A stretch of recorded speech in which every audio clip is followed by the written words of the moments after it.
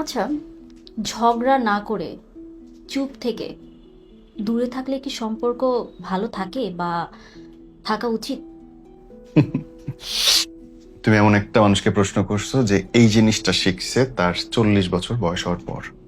আমার জীবনে গত 40 বছর ধরে আমার দর্শন ছিল তুমি আমাকে মারলে আমি চুপ থাকবো, তুমি আমাকে যত খারাপ কথা বলো আমি সহ্য করব, আমাকে যত অপমান করো আমি মানায় চলার চেষ্টা করব, তুমি আমাকে যত বেশি অত্যাচার করবে আমি তত বেশি সরি বলে মাপ চেয়ে সম্পর্ক ভিক্ষা করব, সম্পর্ক ভাঙতে দিই। কিন্তু জীবনের এই শেষ দিকে এসে আমি বুঝতে পারছি ভাই, প্রত্যেকেরই বুঝতে দেওয়া উচিত কার কতটুকু হ্যাসিয়াত আসছে, কে কতখানি কোন বিষয়ে কথা বলতে পারবে, কোনটা নিয়ে বলতে পারবে না। আমার নবীও কিন্তু বলে গেছে যে তোমার ছোট করে তাকে তুমি অধিকার দিও না বারে বারে ছোট করার।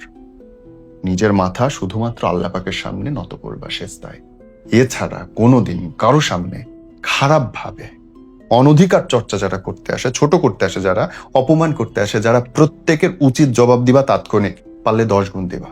ভালো ব্যবহার করলে 10 গুণ ভালো ব্যবহার করবা, ভালোবাসলে 10 গুণ বেশি ভালোবাসা ফেরত দিবা, খারাপ কথা বললে 10টা বেশি খারাপ কথা কবা, এবং মেক শিওর করবা যেন দ্বিতীয়বার তোমাকে নিয়ে খারাপ কথা বলা, খারাপ চিন্তা করতে সে 10 বার চিন্তা করে।